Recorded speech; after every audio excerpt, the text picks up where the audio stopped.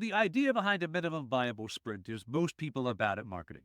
And I'm, as CMO of Crowd Tamers, I can say with a certain honesty, I too am bad at marketing.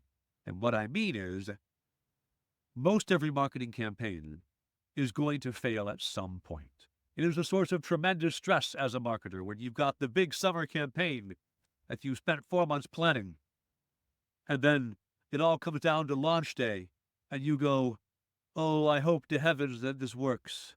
And then you launch it and you go, oh no, the click tracking is broken. And oh no, the landing page is wrong. Or oh no, the video's only playing in German because you've made this incredibly complex thing. It's like assembling a car engine from a kit. And then your career depends on whether or not it starts when you turn the ignition for the first time. Even if you build a lot of engines, what's the likelihood you'll forget something when you put it together? Decently good. A minimum viable sprint strips all that away.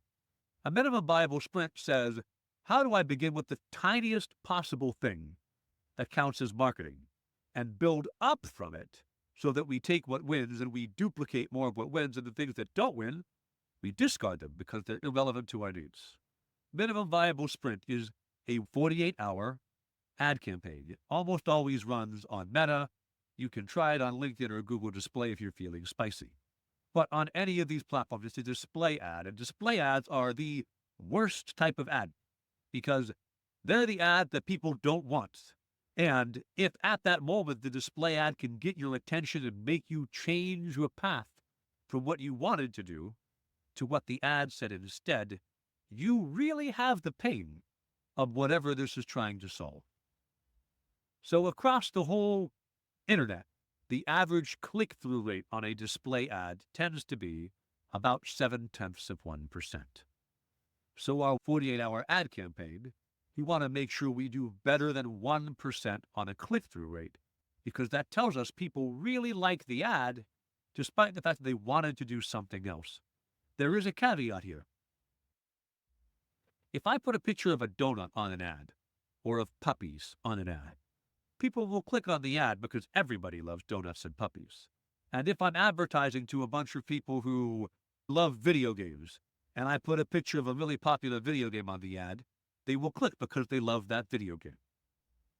But do they love what I had to say about my product? I don't know. All I know is they love the things that they love. So when we're testing our marketing messaging with a minimum viable sprint, it has to have no graphics, just words on a plain background.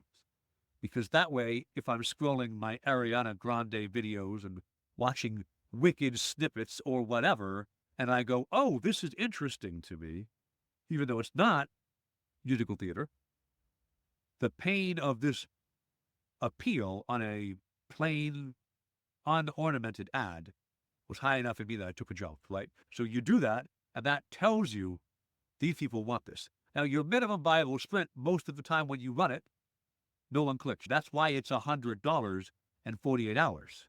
Because if you are wrong 9 times in a row, and you're right on the 10th try, you still only spent $1,000 to figure out what the right thing to say was. And so when I say I'm bad at marketing, what I mean is you still need to take 5 or 7 or 10 iterations to find a really successful marketing message with minimum viable sprints. But it only takes a week or two. It only takes $1,000 or so. And then you know what works and you build up from there.